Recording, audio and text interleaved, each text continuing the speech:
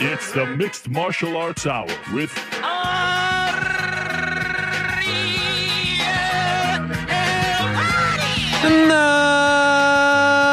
The Mixed Martial Arts Hour is back in your life. So without further ado, let us go back to the Zoom machine and say hello to the bad boy himself, Mr. Dillon Danis. Dillon, how are you, sir? I lost my voice a little bit, but you can hear me good. Yeah. It's been a while, no? Yeah. What happened to the voice? I missed you, bro. We need to do more of these. But this has got to be, to be in the midst of constant hate all the time. Why do you end I love it to be. Come on. And you bring it upon yourself. You bring it upon yourself. Why? Yeah, I'm nothing. I take it all on the chin. You know, they're going to pay either way to see me get knocked out or knock someone out. So it doesn't really make a difference. And you know, it's fucked up. The one thing that pisses me off about all this shit is that they don't appreciate the entertainment. You know, it's like they all like are talking about me. They're all talking shit. John Jones is fucking tweeting at me. And it's like, okay, come on. I'm fucking, without me in MMA, what's exciting? Stop it. Like, I don't know. This is, I can get behind some of the stuff. And then you say ridiculous crap like this. What are you talking about? Be honest. What? What else is more entertaining? On Twitter or in the cage? Entertain. You haven't fought since June of 2019. By the way, on my life right now, just like I'm being real on my life. You ask me right now the names of the two guys that you fought. I have no idea. If they walked into my house and asked me to fix my garage, I'd be like, yeah, sure. You could come right here. I don't know who these people are. After you fight me, what happens? That's what they do, actually. Who are they? Do you even know the names of the guys you fought? Do you even know the names? Come on.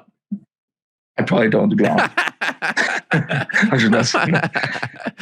Wait, I want to ask you about the one that I think everyone wants to know about, for the most part. What happened with Jake Paul? Why didn't you fight Jake Paul in August? Why didn't that fight come to fruition? So I had the knee surgery. So when I had the new knees, I know it's funny. Jake Paul is a little bitch. This motherfucker is the same thing with Tommy Fury.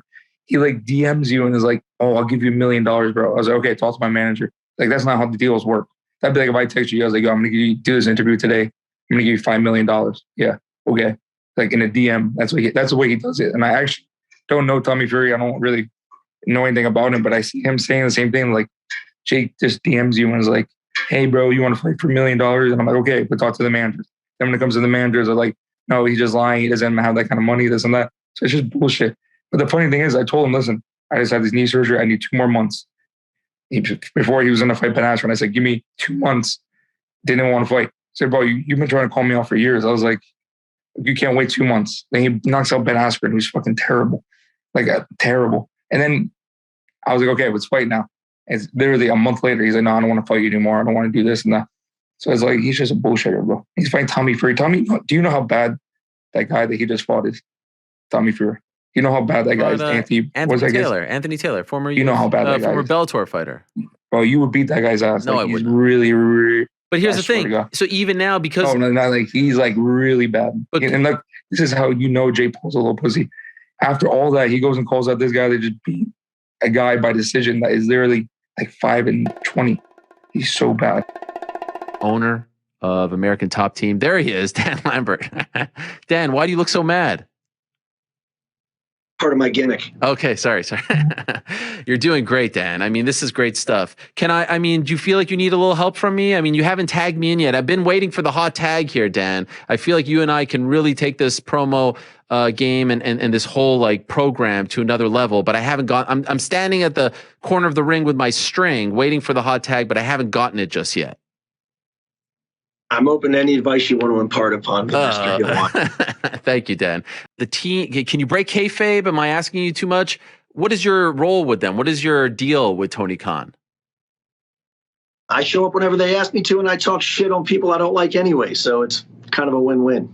Okay, and you've been showing up with a lot of your fighters, Paige Van Zandt, of course, Austin Vanderford, Jorge Masvidal, Andrei Arlovski, another one, Junior Dos Santos, who made his pro wrestling debut on Friday. We have Junior, so let's bring him in here. We'll do the old split screen. Sagano, the former UFC heavyweight champ. There he is. There's Junior. He's joining us now. Junior, how are you? I'm doing great, Ariel. How about you? I'm doing great. Congratulations, parabéns, on your wrestling debut. You got put through a table, so that wasn't so good, by Jake Hager. Were you happy with what happened on Friday? Were you happy with your performance? I believe so. I had, I was willing, I was looking forward to go back in the ring and to go back in the octagon, to fight again. So that was a great experience, that I'm very happy with that. Yeah, for sure. How did you feel about his debut, Dan? Man, first time a guy's in a wrestling ring on a main event, on live television, I think he did great. My one issue, Junior, and I want to get your take on this as well, Dan. Junior, you're one of the nicest guys in the world. I've never seen you not smile. You playing a bad guy is a hard thing for me to stomach because I know you're such a sweetheart. You're such a nice guy. Is it hard for you to not smile when you're out there because you're trying to be against all the wrestling guys? That must be difficult, no? Not really, Ariel. Actually, I've been learning a lot from my career, of my life. I've been learning a lot. And like you said, I've been always that nice guy, nice for everybody. But there's some people out there, they don't deserve you to be nice with them. Oh. They will turn their back on you whenever they have the chance to, So the thing is, I like being nice, but I gotta just be more cautious about who I'm going to be nice with, So I like playing that a little bad side as well that I'm doing the pro wrestling because it brings me some kind of comfort, and I feel, man, I was feeling so excited for this debut. I was feeling like a long time I wasn't feeling the MMA world because all the time was a lot of pressure on top of me and people demanding things all the time, and not caring about you. And now I was there and I was being appreciated to be there again. So I felt amazing. And I said, man, this is an amazing feeling. This is something that I felt at the beginning of my career, at the middle of my career when I became champion. And it's great to be feeling again. Dan, that was a great promo from Sagano. Quit being a mark. The good guy gimmick was just his shtick in MMA. He's really an ass. Masvidal. I thought there's a bit of a rolling of the tongue, like a Masvidal, no? There's no R, so you didn't roll the tongue. I tell everybody you're my close friend. Can't even pronounce my last name. I'm sorry. By the way, your closest friends call you Georgie, but we supposed to call you, what is it? I can't even get it straight. It's a fucking troll job. That's why they love to fucking troll me. My name is Jorge, and they know that I don't like to say it because then people will constantly do it. But Georgie doesn't exactly excite me. It more upsets me than anything. So they know what they're doing. Wait, your managers, Abe and Malky, call you Georgie. Abe and Malky, obviously, I'm assuming, right? Yes, On a personal level? Yes. Do the math. Okay. You know why they call me. Okay. You know exactly why they call me Georgie. Do you think they'll need more security fight week when you guys are doing press conference and stuff because it's so heated between you guys? I remember one time Lennox Lewis and Mike Tyson, they had to have a wall of security guards between them when they faced off. Do you think it's going to get to that point? Because this one feels a little different. I'm not going to lie. I don't know, man. Here's how I see it. I've never had a bout agreement signed with somebody and I did anything that could mess up my money, right? Same thing now. If Leon's in his lane and he doesn't violate my personal space the same way that he did in England, he's going to be fine. I want him to make it to the fight. I want him to get to the fight 100% of his abilities. So there's no excuses and then we fight. I don't want to fucking hit nobody that I have a signed bout agreement because I'm actually going to get paid for that in just a couple of days. So in the way I work, it's like, no, I'm not going to attack somebody that I'm going to get paid for attacking, and maybe jeopardize that. On his end, as we could all tell, he's like missing a chromosome. So maybe he might do something stupid and I'll put his ass in check real quick. This is a two-part question. If he wins on December 11th, do you think he will have earned a title shot? He's not going to win on December 11th, so I don't know. Okay, so then if you win on December 11th, or should I say when you win on December 11th, see that? That was good. Do you think you get a title shot? Obviously, I'm going to shoot for the stars. I'm going to go for the title shot. If Usman's like, no, I want him to do another fight, then maybe I could do another top guy in the top three. I could fight and then go for there, But I really don't know. I told the UFC, put me in the path to skyrocket for a title fight. And they were like, this is the fight. I was like, okay, let's go. Is this personal for you, this fight? I've always said it. Nothing's personal. It's all business in this game. I just I don't like the dude. I could care less for him. If he gets rich or if he doesn't get rich, I don't wish him any good or bad. I could care less for this individual since I've met him, you know? And it's still the same thing. I could give a fuck less about him. It's just another guy in the way of me achieving my goals and dreams and all the things that all the aspirations I've had since a child. So he says it's personal for him, that it's never been this personal. I'm glad it is, you know. I mean, he's an idiot. I'm going to still do what I do, slap him up, beat him up, and upset him the whole damn time, you know, while we're fighting. But to me, it's never personal with these guys, you know. It can be. This is a business. I signed up for this. I know exactly what I signed myself up to since I signed the dotted line when I was 18, you know. I knew what I was getting myself into. Do you understand why it's personal for him? I don't give a fuck why it's personal for him or not, to tell you the truth. I know you guys are friends and you're like his therapist, counselor. You look like he was crying in your show. Come on. Not to be rude to you, but I really could give a fuck why it's personal to him. I don't care. It's not my business, my concern. I know what I have to do, and I know what I'm going to get done on December 11th. We're not beefing, are we? Me and you never, my brother. Okay. Brothers. I just, sometimes I feel like he gets the raw end of the deal. I think he should have, fought for the belt earlier or fought a Gilbert Burns for a number one contender. That's all. Well, you say that without knowing also because you know that when I fought Usman in 6-day notice, they had given him before they offered it to that's fair. To Gilbert, they offered it to scared ass Leon Ho Edwards. And what did he do? He didn't take the fight in 5 weeks notice, right? So then they gave it to Gil, and then Gilbert got sick, and I'm the only one that took the fight in 6-day notice. You think I wanted to fight in 6-day notice? No, but I had the opportunity to do it, so I did it. So he's had opportunities to fight for the belt and ranked opponents, but it's always something for him. He says one thing, but it's the complete other. He says, I'm ready to fight everybody else and this and that. But then when he's with the UFC, he's like, I need a 10-week training camp.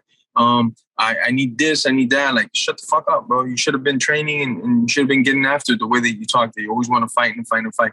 I mean, I pulled off 5 fights while he got 1 in. So I don't know how he could deserve a title shot. Okay, I just think I just think he plays on your emotional side, Ariel, and he's got you by the strings, man. Wait a second. What did he do to you in England? I don't know about this. What did he do? I mean, we saw the stuff on camera, but what did he do to you? Everything that you saw on camera and some of the things that you didn't hear, cutting me off in my interview. And then when you're talking all this crap, and then when somebody gets to your face, you're you're hesitant about it. You know exactly what's going to happen if you come from these places. You see I'm walking towards you and you're walking towards me and you're going to say I assaulted you. That's coward shit. He was saying assault and he originally wanted to call the cops on me. But what would have happened? That wouldn't have looked good for his brand and I'm such a tough guy thing that he's trying to proclaim. So that's why he didn't want to call the cops. But originally, they wanted to press charges on me when you started this fucking altercation. I'm here doing my own interview, doing my thing. I just got fight of the night. Just got knocked out of the night. I don't give a fuck about you, Edwards. Why are you ruining my interview? This is my time to shine. You're trying to steal that. You're trying to talk shit. Nobody gives a fuck about you in your own hometown. You just had a fight that night. Nobody was even talking about his fight because it was so boring. And he's just, he's a clout chaser. That's always what he's been. I got into the sport because I actually love the sport. I love the fight. I love to compete. This guy got into the sport because, I don't know, maybe he thought he could score a first date or something with some chick. It's all going to show the December 11th. I just want to ask you about one thing from that night. He said that afterwards they had to hide you in a hotel and rush you to the airport and all that stuff. Is that true, or is he making that up? I didn't leave England for another 2 days because I didn't have my passport. I'm actually going to put all these documents up so again I could expose this fucking coward. The embassy in England had to do me a passport and it couldn't be done immediately. So I had to wait 2 days in England and my passport got made and I got given that paperwork. So I have that paperwork that I'll be putting up online just to remind this guy, you're a fucking idiot, bro. Who do you think you are, James Bond? That I'm going to fucking strike you in the face and now I have to leave England? Who the fuck up, bro? I punched you in front of your fucking, all your coworkers and best friends. It was just me by my fucking self. It's all on video. He's been 5-6 people. What happened to me? Absolutely nothing. Now all of a sudden I was going to get fucking kidnapped, killed, and all this shit when they don't even have guns in England. Get the fuck out of my face. Eric, you're upsetting me. Okay, I'm sorry. Okay, well, can I go back to the interview's over? No, please. Gokhan Saki, the rebel, the legend, the former Glory Light heavyweight champion, going up against James McSweeney. And so without further ado, let's ask Gokhan some of these questions. He joins us now via the magic of Zoom. There he is. the man himself. Gokhan, how are you? I'm fine, man. How are you? I'm doing great. Why did you leave the UFC? What happened? What happened with the UFC? See, I started UFC in 2017. And after the first fight, I get too many injuries. I get 2 knee injuries, 1 elbow injury. And I was tired of everything, training, and then short before the fight, getting injured again. And I just think my body was not used to this, and I didn't, before I started with the UFC, I stopped fighting for 2.5 years or 2 years, something like that. And I didn't train that well. And then start with the UFC, wrestling, jiu-jitsu. My body was just not used to this. And then I talked with Mick that I'm not going to make it anymore, like all the time. I was at the point I was scared to go for a wrestling training, that I'm going to get injured again. So mentally I was finished. And then I talked to Mick and I told him the situation, and he understand, and the doors was open to go for kickboxing. So they never cut me. And on Twitter, they say, on the social media, they say they cut me, but that was not the situation. I just leave the UFC, and I wanted to thank Dana White and Mick for the opportunities they gave me. And I wish I could show much more, but it is what it is. I hope I'm going to make my comeback this Saturday on the right way, and give you guys a couple more good fights, and make a good end of my career, Second most wins in the UFC, 22. Most fights in the lightweight division, 34. Most wins in the lightweight division, 20. Made his MMA debut November 19th, 2005 at an event called Reality Fighting 10 in Atlantic City, New Jersey. Picks up a big win, a KO, a clean KO win over Eric Gonzalez, and he's kind enough to join us right now via the magic of Zoom. There he is, Jim Miller. Jim, how are you? Got a black eye? That was such a short fight. A little bit. Yep, caught a good one. Caught a good one in the first round there. Got a couple more stitches added to the list. So, how many total? Do you know? No, I was actually thinking that. I was like, I should have kept count, but I didn't. And is it in fact true you unfortunately had COVID last month and you had to pull out? Mm-hmm. Is that really the first time you ever had to pull out of a fight? Yes. Yeah, that's the first time I've ever had to pull out of a fight. That is wild. So I'm assuming you have fought a lot of fights where maybe you probably shouldn't have. You were banged up, but you just didn't want. Like, did your ego say, "No, I'm not doing this"? It's not really the ego, there's this balance, right? As a fighter, you've got to I'm super critical on myself. Nobody, I get some trash here and there in my DMs from people that get beat by my video game character, and they call me all sorts of names, and it's silly. But nothing that anybody could say to me is like, it's never going to have the same weight as what I, kind of the pressure that I put on myself. So you have to have that pressure, but then you also have to have this balance of this confidence in your ability. I mean, we're stepping into a cage to get into a fight with people that have been planning for the last 8 weeks on punching a hole through our face. So it's always one of those that confidence thing. Like I've dealt with injuries, I've dealt with illnesses, and sometimes I rolled the dice and I lost, and it was too much, or it just added an extra dynamic to the fight that I wasn't able to overcome. But I had one or two that I was like, maybe, let's see, particularly my fight with Kamal Shalarus. I was banged up for 6 weeks leading up to that fight. My knee was the size of a grapefruit, a big grapefruit. I pulled my psoas muscle, which anybody that's ever used one of those rights or something like that, where you're working on it's torture. It's basically torture to kind of get that work done. It's basically your tenderloin muscle. So you have to go in through your abs and behind all your stomach and stuff like that, and intestines to have somebody work on it. And that's what I had to have done. So that's like a fight where I was like, I was very close to pulling out of that one. I ended up not, and having a great performance. And then, like I said, there were some other ones that I wasn't able to have that good of a performance, but I'm confident in my skill set. I'm confident in the fact that if I'm fighting my fight style, I can beat anyone. It's a matter of getting there, right? It's a matter of making them fight my fight and having it high pace and getting into those scrambles and grappling exchanges and transitioning from strikes to grappling. So that's my fight, is trying to get them to play my game. The part that really stood out to me was when you were saying there was a stretch there where you wake up and you couldn't move, like 45 minutes. Mm-hmm. You cannot move. Yeah. Like you're borderline paralyzed. You cannot move your body. Mm-hmm. That I can't imagine. Every morning? For how long?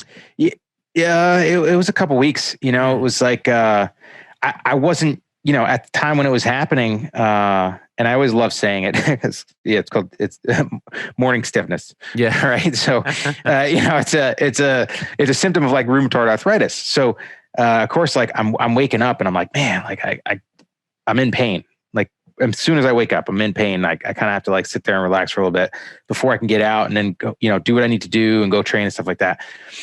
And it was miserable. And I'm telling my doctor about it when I was doing my pre-fight physical for UFC 196. And I'm telling him that, and I was having pretty bad neuropathy if I sat in an awkward position, like if I just sat on the floor, not even an awkward position, just sat my butt on the floor with my kids, my legs would go numb in like 2 minutes. Oh my god, minute and a half, 2 minutes. And I've got a banged up neck. Like I literally have, probably could have had neck surgery. My back is fucked up. So it's like there are issues that could be causing that, from being a fighter. But then it's like, that's what I thought it was. I thought it was, hey, your neck's screwed. So this is what's going to happen. You're going to be dealing with this for the rest of your life. And it was a symptom of the Lyme disease. For me personally, it heavily attacked my nervous system. And, I had twitching and I had the numbness and tingling and kind of just like a general like neural fatigue. Like if you, do a heavy sprint workout, how it just bangs you up even more than normal, that's kind of where I was like almost living like right on the edge of that. Wow. So like anytime I lifted or did sprints during that period, like it would just mess me up. So, it was tough, but I was able to get through it. And fortunately, they were symptoms of the Lyme. And, like I said, there's a side of me that should have just been in bed resting and dealing with the disease. And there was also the side of me that was fighting and competing and trying to provide for my family. So I had to weigh those options and, I sucked it up and continued to fight. All right, let's answer some questions here. Okay, so I'm going back to that old thread and I felt like I just didn't have time. I ran through everything. There's even, wow, this guy's smart. He went back. Now, Nick Swin is the first one there, but he went back and added something an hour ago. I don't think that's fair. That's not in the spirit of what we're trying to do. Ariel, what time is it? Oh, yes, I forgot. How did I forget? Time for a good old-fashioned Q&A, MMA. Sorry, I'm trying to get to the... You're right. Yeah, you're right. Ladies and gentlemen, the moment has arrived to hear from the man himself, Ariel. A little bit off my game. Live from the Vox Studios in beautiful New York City. That's right. It's on Real the picture. nose. And now, to answer your questions, get out of your seats and on your feet because here he is, Ariel Helwani. That's right. Ariel Helwani. That's my bad. That's my bad. You see, here I am berating you for no theme song, and I forget to, I was just completely thrown off. All right. Luis Gilmore, he was the one that started all of this with the hot tag. Now, let us go down and answer some of these questions. Okay, here we go. the first question is a PF Chang question. Come on, I'm not doing this again. But we'll see. Well, I'll just say a conversation happened. I will just say this: a conversation happened, and a promise was made. We're about to find out if a promise was kept. If a promise was kept, I'm done. If not, I'll see you Wednesday. But for now, I'm standing down. All right, here we go. And so without further ado, let's talk to another legend of the game, former UFC heavyweight champ, the one and only, the Pitbull, my old friend, Andrei Arlovski. There he is. Andrei, what's going on? Driving in the car? Where are you going? What's up? I'm going to park right now. I don't want you to get in trouble. I don't want you to get in an accident. I'm good. I have friends, so I'm good. Okay. What happened to the beard, Andrei? You just had a beard 2 days ago. I saw it. Yeah. Yes. I came back home. I shaved. Yeah. It's always what I'm doing after the fight. You always do it every time. You grow out and then yeah. It's going to take a couple of weeks, and I'm going to have the same beard pretty much. Why do you do that? Why do you grow it out and then shave it? When you're in the camp, it's like convenient for me. And when I come back home, I need to pay attention to my wife, to her wishes. It's one of her wishes to be shaved. So that's it. Simple. She doesn't like the beard? Right? Happy wife, happy life. Yes, for sure. I've heard that before. What has been the secret to your longevity? Benjamin Button. You can call me Benjamin Button. Andrei, Benjamin Button, the Pitbull Arlovski. Ariel, listen. Now I just became smart, I guess. Like I have fighting experience. I have some life experience. And when I fought in Affliction and on Strike, etc., big paycheck, I thought it's going to be always like that. And I guess I was a little bit cocky too at some point, or didn't pay enough attention to practice, to stick with my game plan, to discipline. Now I choose what's more important for me. For me, it's more important to rebuild my MMA career. I want to have another run for title, and I'm lucky person because I have great coaches. I have great wife because she let me do what I love to do, and I love train hard for now, and I love fighting. So, and most important, I love to win. So I'm in good hands right now, and thanks God, everything good. When you started your career, did you think that you would fight into your 40s?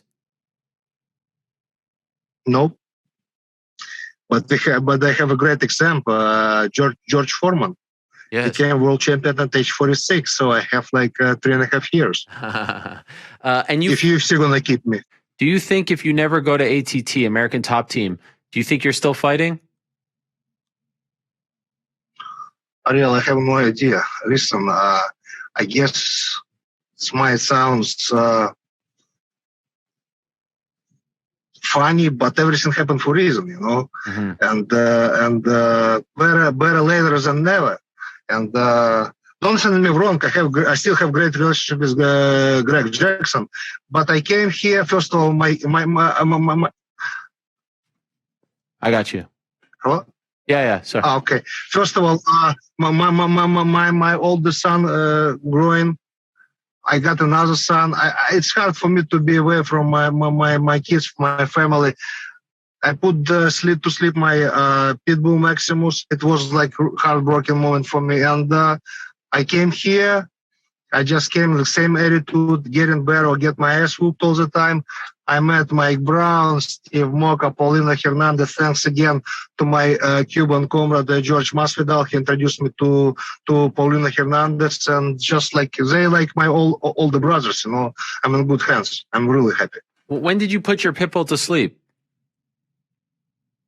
It was 2 weeks before my fight against Ngannou in Colorado, and I should cancel that fight. Everybody told me, but I didn't want to do to cause any inconvenience, any problems, any cancellation to UFC, to Dana White. I took that fight. As a result, I got my ass whooped, and that's it. You weren't there? It messed with your mind, right? Oh, I cry like a baby. For me, it was like I said, he was 11 years with me every day. Mm-hmm. and for me it was like wow. Have you ever? I believe it was when 2017, 2018. You're Francis. It's amazing how many fights you've had. Yes, January of 2017 was that fight. Yeah, January, 2017. Yeah. I put him down on January 12th, 5 days before the fight. Wow. He was sick, like I did like treatment for him, and it was 5 days before the fight, yeah. Did you ever consider getting a new pit bull? Fuck, no. Not for now. Deiveson Figueiredo about this change and a whole lot more. There they are, my good friends, Deiveson and Valid. How are you? Bom dia. How you doing, my brother? Deiveson, talk to Ariel Helwani. Let's go. Good morning, my brother. Yeah. Good afternoon now. Yeah. Good afternoon. You say bom dia because you say in Portuguese bom dia. You say in English good morning, but it's a boa tarde. Boa tarde. Sorry. Boa tarde. Okay, so let me ask you this. What went wrong in June against Brandon in the rematch? In your opinion, why did you lose that fight? Na tua opinião, o que teve errado na luta de junho contra o Breno Moreno? O que estava errado? Cara, sinceramente, tudo. Agora eu encontrei a família que eu tanto precisava, né? Hoje eu tô aqui com o Cerrudo. Cara, super bem recebido. Tenho certeza que eu vou chegar outro cara nessa luta. E simplesmente eu tive que sair da minha cidade, tive que sair do meu país, porque em minha cidade eu construí uma empresa e onde um atleta com empresário ainda não é esse momento que eu quero para mim. Eu ainda sou atleta, eu quero viver vida de atleta e eu me encontrei aqui em Phoenix, Arizona, e agora pode ter certeza que eu vou voar novamente, vou conquistar o meu cinturão. You know, everything was wrong because on the time I fought Moreno for the second time, I was a businessman. I opened the gym. I built the gym. I arrive in the gym. I'm going to write checks. I work in the gym and train. Now I'm focused. I'm with Cerrudo, Eric, Dave, all the team from Fight Ready. And I'm 100% fighter again. I don't think about business. I don't think about nothing. I just focus to be a fighter. You know what I mean? This is the main thing, I think. For sure, I have a great coach here in Fight Ready. But he not to look for the gym, not to build the gym, you know what I mean? Not to be a businessman. And I told, eu vou falar o que eu te falei. And I told him before, que eu te falei, this is not the time to buy a gym. Gym is just a headache for who is a retired. If you're a champion, you're going to buy the gym, you're crazy. Oh, but I want to do. Okay, you're going to be fuck. But you want to be fuck, go ahead. But se fuder, mas tu quer se fuder, vai em frente. Falei ou não falei? Yeah. No, I told him. Does he regret? Like that. I told him like that. Without further ado, let us talk to one of the best fighters on the planet, the current reigning defending UFC strawweight champion, the one and only Thug Rose, Namajunas. She's back. What's up, Rose? How are you?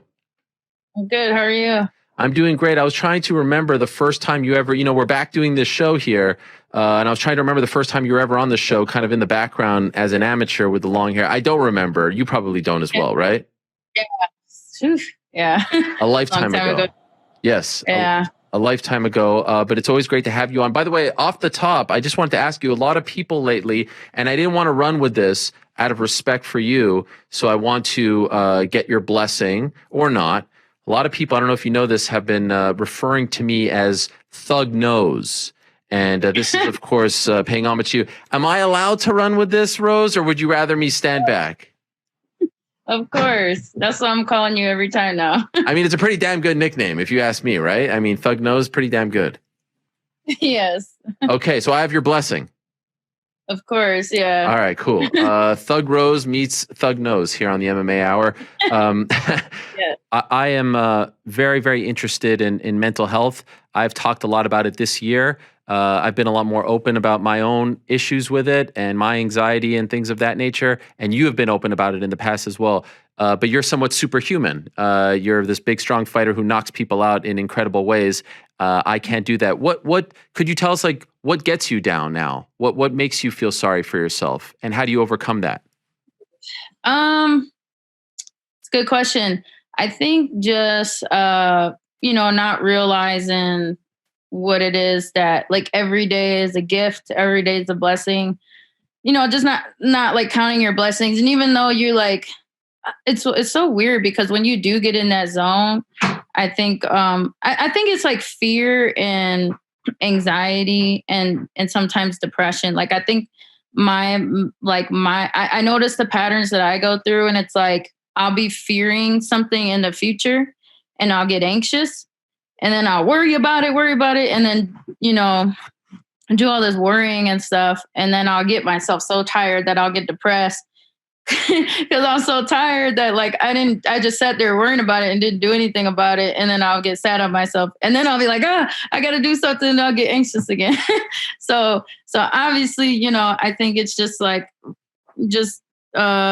identifying what your fears are, and then figuring out what it is that you can do about it, and then pray about it, and then do something about it, and then if you're having trouble doing something about it, obviously there's. That's what your support system's there for and whatnot. But yeah, I think that's kind of what I go through. Is it also that the belt, the first time around was just kind of this thing that, oh yeah, you're supposed to do this, you're supposed to get this money, but now you kind of view it as perhaps its own stepping stone to get stories out that you want to get out, talk about things that you want to get out. Like you can almost use the belt to your advantage as opposed to letting the belt use you. You get what I'm saying?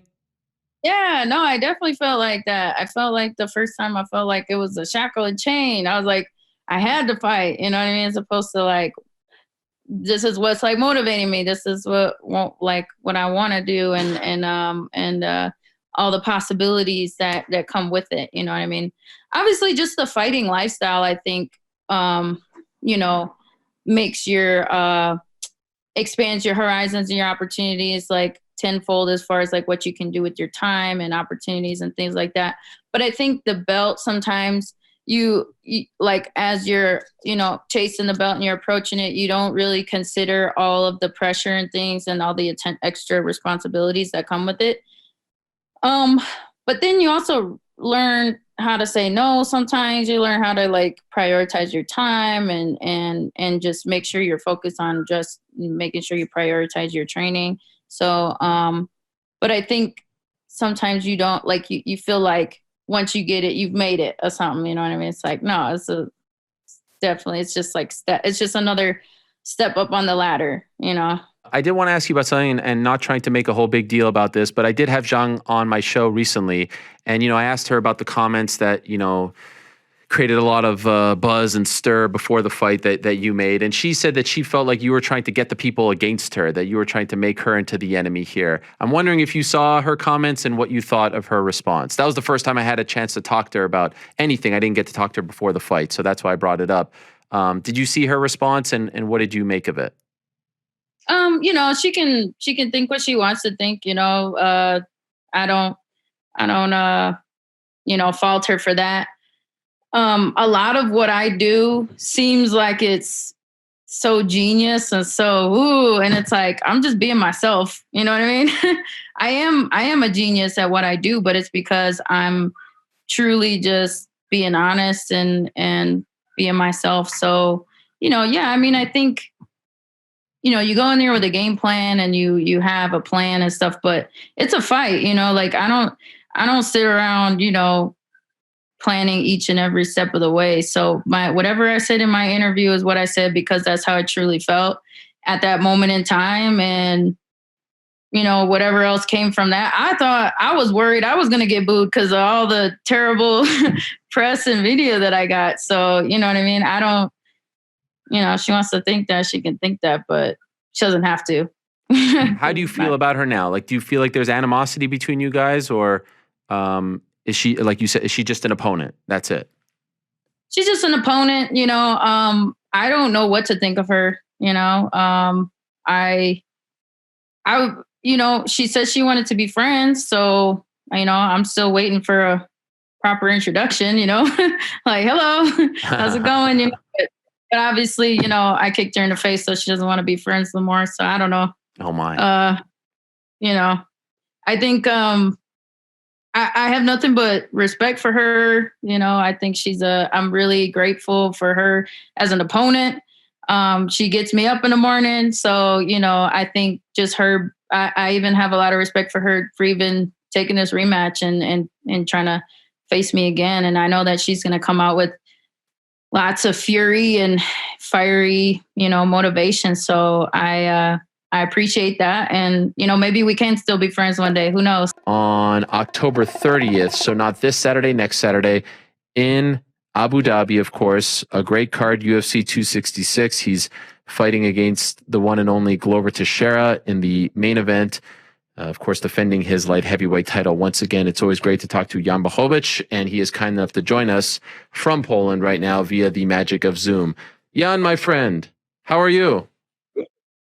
Good, and how are you? I'm doing great. You tweeted, hold up. So a guy who bolted from the UFC after I've slept him and almost made him retire, got a couple wins in the second league and claims he is the best? Maybe I've punched him too hard. No class in win or defeat, Corey. There's levels to this. So it is my words. It appears to me, you let me know if I'm wrong, Corey Anderson has won 3 in a row in Bellator. He just won on Saturday against Ryan Bader. He's about to fight for the belt. And now they're saying, hey, we have the best guy. He beat you once. You beat him very recently. The last fight of his in the UFC. You're telling him, hey, relax there, buddy. I'm the king of the light heavyweights. I'm the best light heavyweight in the world. I'm the champion of the UFC's light heavyweight division. Did this annoy you when you heard him say this stuff? Little bit, I just want to, put him to the ground again. Like I tell you, difference between me and him is that when I lost the fight, I don't quit, because I'm not a quitter, He lost the fight and he quit. He let it go. He maybe pressure was too big for him, and he go to somewhere else, to different place, like I tell, to second league. And now he start, barking. Come on, I don't understand that. Why he don't stay in UFC? He can, say everything, right now, man and stuff like this. No, he's just a coward and quitter. That's why he doing this. And now he is, safe over there because I'm not over there. So he don't, and different fighters will beat him in UFC. That I think that's why he start barking. Oh my. Okay. And so you're not, because he told me he's made more money in 2 fights than he did in 15 UFC fights. You're not buying this. You think it's because he's got bad manager. I don't know. Well, or something like this. He tell you everything right now to defend his, his story. He will tell everything. He put on internet everything. But anyway, before he go to sleep, he know that he's a quitter and coward. Because he left the Champions League. Do you watch his fights over there? Are you impressed with how he's looked or not really? Yeah, I watched this fight.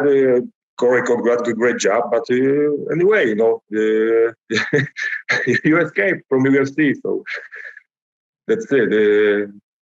I am a fan of MMA, so I watch a lot of fights, not only UFC, not only Bellator. We've got KSW, a lot of, small events in Poland every week. My friends fight almost every weekend somewhere. So I watch a lot of fights. Live and direct from Moscow, Russia, the man who'll be headlining Bellator 269 this Saturday on Showtime from Moscow, the one and only Fedor Emelianenko. There he is. Fyodor, spasiba. How are you, my friend? Hello, my friend. I'm fine, thank you. Wow, the English got so good. Are we doing this in English? No. Who are you being joined by? Who's the translator this time? Tatiana. Oh, the legend. Oh my God, this is so great. Why are you so shy? Almost everyone in the sport. What motivates you to continue to fight at this age? Уже 45 лет, уже всем все доказал, уже встречался со всеми, с кем только можно. В чем мотивация, что ты продолжаешь? Я люблю этот спорт. I love this sport. I could sense the love. Are you surprised? Like if I would have talked to you at the beginning of your career and said, hey, I think you might make it to your mid-40s and still be active and still be winning and thriving. Are you surprised that at 45, you're still fighting? вообще сам себе удивляешься? Ты еще удивлен, что в 45 и ты все еще в спорте? Я еще в спорте. Но очень удивлен, что я еще в спорте. Yes, I'm still fighting. I'm still in the sport. But yes, I am surprised that I'm still in the sport.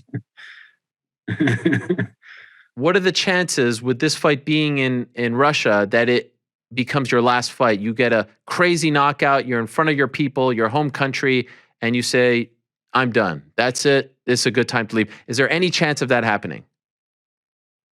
Есть какой-нибудь шанс, что это будет заключительный бой, потому что ты все-таки дома, ты среди своих болельщиков? Да, возможно. Возможно, сейчас посмотрим, отобьемся по самочувствию, по состоянию. Мы, конечно, с семьей поговорим. Well, there is such a chance. Certainly that will depend on the health, on my physical condition after the fight. Certainly we'll discuss that with the family as well. So there is a chance that Saturday is your last fight? То есть может быть такой шанс, что в субботу это будет твой последний бой? Maybe. Okay. Он будет со мной разговаривать, если я закончу карьеру. But are you going still to talk? Are you going still to talk to me and take interviews of me if I quit? You will always be on my desk, Fyodor, right here, no matter what. What's happened with my hand? Right hand. Oh, that's right. That's a good question. We need to get another one. I need to talk to Scott. But you autographed this one for us. It means a lot to me. But yes, I didn't notice that your hand came off. I apologize for that. Everyone's favorite segment. Everyone loves On the Nose. It's unfiltered. It's raw. It's uncensored. It's all the things you want out of Helwani. Hit him up, Helwani, right? That's what you want. Hot tag Helwani. Fashion Q&A, MMA I mean, fans. Frankie, a little quick on the draw, but you know what? I respect it. You don't have to wait for me. Get in there. To hear from the man himself. Let me just say this. I would love to sit here once and for all and say to Brendan and the entire team over there at Thick Boy Studios, 3Cs, I would love to sit here and say, I accept your apology. I would love to sit here and say, thank you for going on the air and saying sorry for the lies about 199, for the lies about being hard to work with, for the lies about the Jake Paul fight, for the lies about ESPN. I would love to sit here and say, I accept your apology. The problem is, I didn't hear an apology. I actually did not hear an apology. I didn't hear, hey man, I'm sorry. That was my bad. Now, am I going to be an a-hole and sit here and demand that? No. We're moving on. We are moving on. We got a 20-minute, somewhat sincere, long, at times genuine, at times nonsensical, at times confusing, at times repetitive recap of the past month or so. And so I will accept whatever that was. It was not an apology. It was not a correcting of the record. But I don't want to keep doing this every week because I'm sure you're getting tired of it. Maybe you're not. I am. I see you guys loving it. You love every second of it. I am not going to say I accept the apology because one never came. But I will say this, because he was quite open with what happened recently. So I will be as well. After the show, when I left, as I was signing off, I got the text saying, I'll call you in 15 minutes. The text was from him. Maybe he knew that I called him. Maybe he didn't. I don't know. Called about 30 or so minutes later, and we did have a conversation. And at the very beginning of that conversation, I said, hey, I just want to let you know the missed call was from me on the show. I called you on the show because you said, and I said this all, and you know, I didn't know if he was recording it or not, but I'll back everything up. I said, I heard you say I didn't have the balls to say any of this to you, and so I wanted to call you in the quickest way possible and let you know that I do have the balls to say anything that I would say on this air about anyone, to anyone. He claimed that he didn't know that I did that on the air, and that's fine. And we did have, I thought, a pretty pleasant conversation for about, 15, 20 minutes about the last few months, or a couple months or a month or so. And the basic gist of it all was, how does this end? And I said, look, I'm not looking to prolong anything. I don't want to come across as a bully. I just want what I initially said at the very beginning was an apology, a correcting of the record. 199, ESPN, working with people, Jake Paul. That's it. And so we came to an agreement that that would happen. And I said very clearly, I don't need a whole long drawn out thing. This could be over in 45 seconds. Hey man, I messed up. We're cool, respect, you do your thing, I do my thing, that's it. 45, 30, 60 seconds tops. I didn't need 10 minutes, I didn't need 15, I didn't need 20. I thought you can be done with this at the top of the show, at the bottom of the show, middle of the show, before an ad break, after an ad break, get it over with and move on. In the end, what we got was, this whole long thing, a bunch of statements that he didn't hear this and didn't know this and didn't hear that, which I still don't buy. One statement that kind of irked me was, hey, why don't you come out and actually explain what happened at 199? I probably have retold the story of UFC 199 and what happened there, at least at this point, 4,000 times. But I hope the lesson now is that if you are going to come after me, and I don't care if it's a current UFC fighter spreading lies about me, like a Gilbert Burns, I don't care if it's a current UFC fighter spreading lies or misrepresenting or pretending to be innocent about a situation that you know very well the truth, like Bilal Muhammad, or if it's a manager spreading lies, spreading misinformation like Ali Abdelaziz, or if it's a retired fighter like Brendan Schaub spreading lies, spreading misinformation, if it's a cover boy of an erotic novel in the back of the bodega, 99 cents, spreading lies, spreading information, let the record show that I will respond now. And that's it. I will never respond first. I will never come out first and start a war, start a fight. I think there are a lot of people who like and respect me, and I think a lot of people would back that up, and I think the people that come on the show would back that up. But I hope it is now very clear that if anyone is going to try to get over on me, once and for all, those days are done. Helwani here to stay. I got the endorsement of the champ, Thug Nose, here to stay, and that's that. And so I am officially moving on. I appreciate the support. I appreciate everyone at PF Chang's who has had my back. This is not me trying to separate myself from you guys.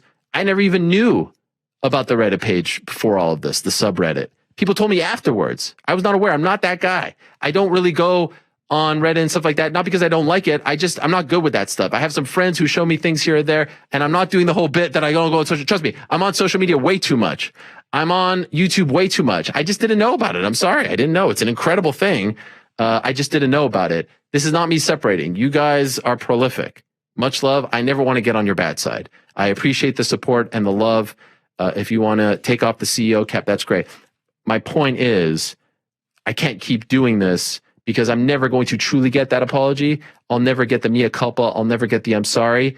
But what I got a couple of days ago, ultimately, is I think the best that I'm going to get. And I don't want to make a grown man cry. I don't want to make a grown man sad. I don't want to make him upset. And let's just move on. But for now, my friends, you can't keep, when you keep scoring 10-7s, you can't keep scoring 10-7s. At some point, the fight either ends or is waved off. It's a TK. I don't need to explain this to all of you. And so if I keep doing it, I'm one of those guys who fights after the bell. And we all know what happened to Paul Daly. You can't fight after the bell. When the bell is rung, the match is over. And so the match is over. Hopefully you'll still stick around. Hopefully you weren't just checking out the show for that. Because we were doing it for the views and all that stuff. Okay, I need to stop, for God's sakes. Thank you very much to everyone who stopped by today. Thank you to our amazing guest. What a show it was. Rose Namajunas, thank you very much to her. Jan Błachowicz, thank you very much to him. Fedor Emelianenko, thank you very much to him. Andrei Arlovski, thank you and congrats. Thank you to Deiveson Figueiredo and Walid Ismail as well. Thanks to all of you. Thanks to the team in the back. Back on Monday, same time and place. Until I say peace. I'm out of here.